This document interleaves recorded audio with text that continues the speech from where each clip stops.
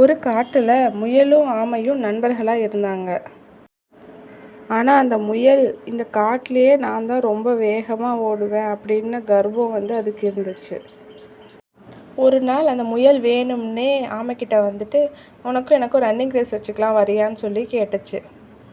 First ஆமை முடியாதுன்னு சொல்லிடுச்சு. அப்புறம் யோசிச்சு பார்த்துட்டு ஆமையும் போட்டிக்கு வரேன்னு சொல்லி ஒத்துக்குச்சு.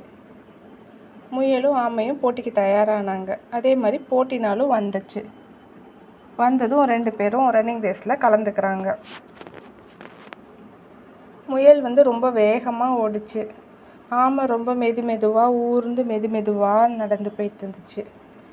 ஆனால் முயல் ஆமை தான் ஸ்லோவாக ஓடுதில்ல, நம்ம கொஞ்சம் நேரம் அங்கே இருக்கிற கேரட்டு பீட்ரூட்லாம் சாப்பிட்டுட்டு கொஞ்சம் நேரம் தூங்கி ஓய்வு எடுத்துகிட்டே போகலாம்.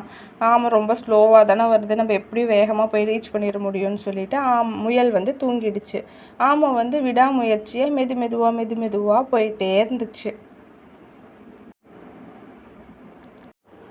ஆமை விடாமல் நகர்ந்துகிட்டே இருந்தனால போட்டியோட இறுதிக்கோட்டை தொடுறதுக்கு பக்கத்தில் போயிடுச்சு ஆமை.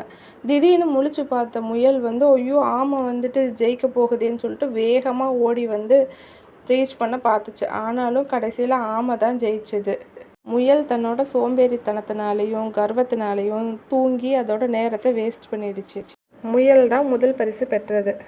நீதி: இதிலிருந்து முயல் என்ன கற்றுக்குச்சுன்னா, யாரையுமே சின்னவங்களாக இருந்தாலும் குறைச்சி மதிப்பிடக்கூடாதுன்னு சொல்லி முயல் கற்றுக்குச்சு.